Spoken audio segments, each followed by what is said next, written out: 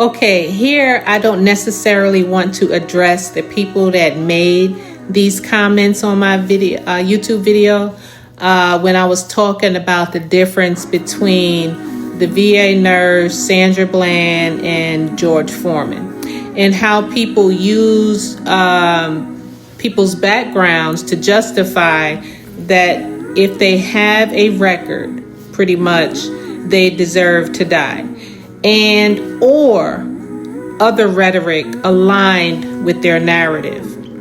But I do want to talk about these comments in a way to understand how some people think and how these are the type of people that you don't want to respond to or getting into a debate with, because just like they say, for example, I have my beliefs in what I believe in my experience from where I come from, and they have their beliefs, their experience and their backgrounds from where they come from. So it all boils down to there's no arguing, there's no debating. But, if face to face, like when I'm face to face with someone and a person like this, I would just nod and say everybody has their own opinion, although I do not agree. And they have the right to say the same to me, right? So there's 3 comments here when I did that video. The first one, number 1, is don't be stupid and bad shit won't happen. And then they put an exclamation mark, right? That's number 1. The second comment was, George Floyd died of an overdose. He wasn't murdered. There has to be intent involved. If you're calling it a murder and there was no intent. Furthermore, he complained about not breathing when he was put in the squad car. He didn't die as a direct result of a knee to the back of the neck. The first coroner report said that he died of asphyxiation, which is the result of a fetal overdose. The second one said the same thing, but strangulation instead of overdose, which is completely wrong. If the homicide was Siobhan's fault, he should have gotten, at best, manslaughter. Murder is completely out of the question legally. The people who got shot for attacking ICE brought it on themselves, and that's the end of the second comment. The third comment says, and now for it says, doesn't deserve to die based on prior record, but death is a result of injecting himself into a situation, interfering with law enforcement, all the while carrying a firearm. Society has been corrupted by no longer respecting the law or authority. And I want to talk about this in a professional manner. I'm going to try to, with research and, qualified documentation, science-backed law cases, that type of research.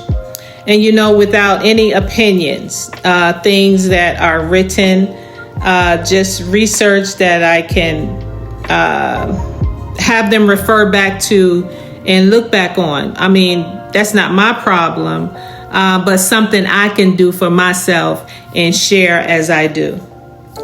And I wanted to talk about it. And like I said, in a way of order of protection.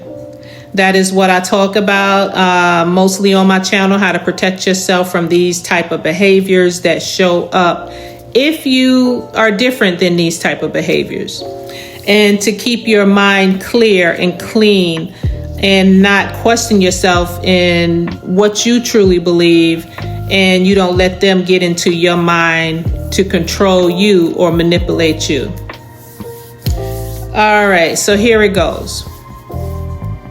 I'm going to use these comments as examples of mindset, not as people you need to argue with, and try to talk about it in a way to, with them, to try to talk to them calmly, with receipts, and still protect your own peace.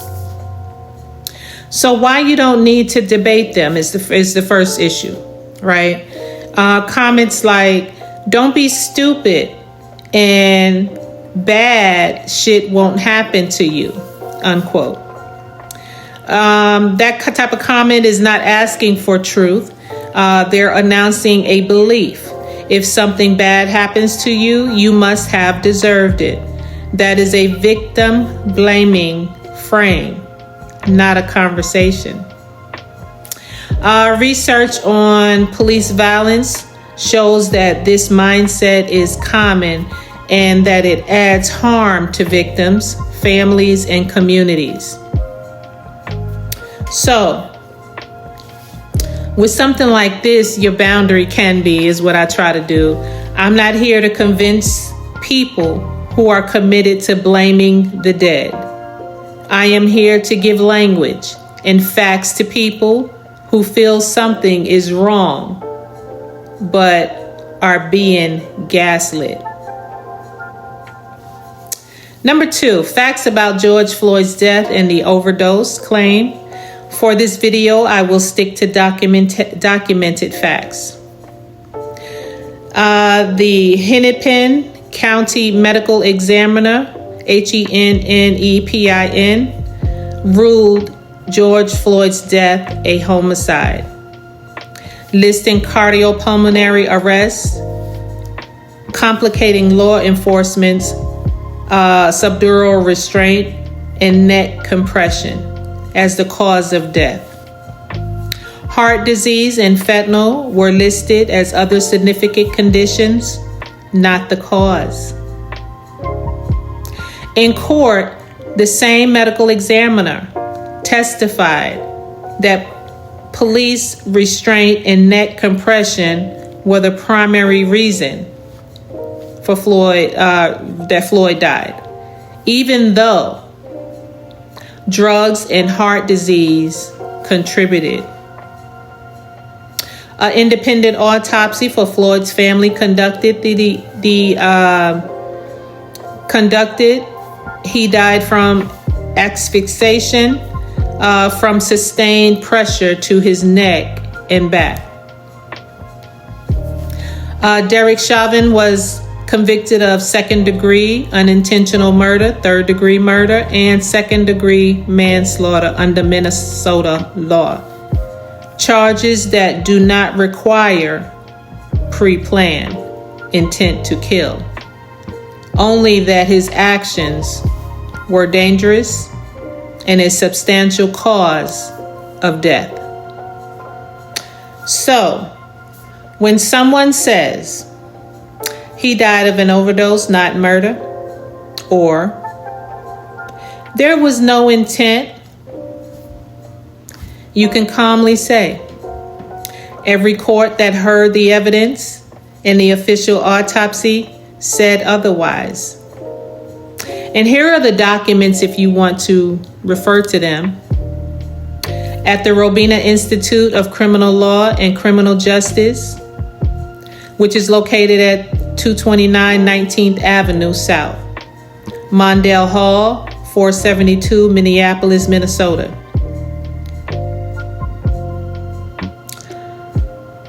No back and forth is needed. Then you hear they brought it on themselves. And okay, the other two comments basically say, if you attack ICE, you deserve to be shot. If you injected yourself into a situation while carrying a gun You deserve what you get. And so here I have 2 issues that I would like to highlight. Is U.S. law does not work on you irritated a officer, so execution is fine.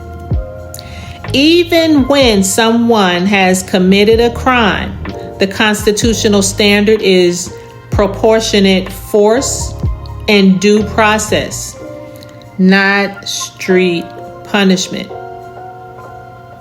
Courts have repeatedly held that excessive force is illegal, even against guilty people. Blaming the dead is a known pattern, not just a personal opinion. Studies on police shootings show that when people are told about a victim's record or alleged drug use, they are more likely to blame the victim and excuse the officer, even when the force was clearly excessive. Scholars call this victim blaming or cultural violence. It shifts focus away from what the state did and on to every flaw in the victim's past. And you can find this in documents with NIH, National Institute of Health, the National Library of Medicine, National Systems for Biotechnology Information. Your beliefs nor my beliefs are not facts. They must have done something. No amount of video or autopsy will change your mind. That's not about facts. That's about what you need to believe to feel safe. So I'm turning this into a order of protection content because my channel is mostly about protecting your mind and your spirit. Therefore, I talk about these comments as red flags. Red flag number 1, people who always side with authority no matter what the evidence says. Red flag number 2, people who need to find a reason the victim, quote unquote, brought it on themselves, so they never have to question the system. Red flag number 3, people who argue law without even knowing the basic facts of the case, autopsy results, actual charges, or the legal definition of murder. My protective guidance is like, do not debate with these people who are committed to misunderstanding. Treat their comments as data about how their minds work, not invitations. Ground yourself in documents, not rumors, autopsy reports, court records, and verdicts. Save the links so you don't question your own memory. Remember that disagreement does not mean you're crazy. It means you're standing in a different story. One that many Black communities know from experience and trauma. So here, as my ending, I am going to say, when I read comments like, don't be stupid and bad things won't happen, I don't see truth seeking. I see someone who needs to believe every death is a victim's fault so they can sleep at night. The autopsy of George Floyd called his death a homicide. The medical examiner said law enforcement restraint and neck compression were the core cause, with drugs and heart disease as contributing factors, not the main reason he died. The courts convicted Derek Chauvin of second-degree murder and manslaughter. This is not my opinion. That's the record. So I am not going to waste my time, my energy, arguing with people who are determined to rewrite reality.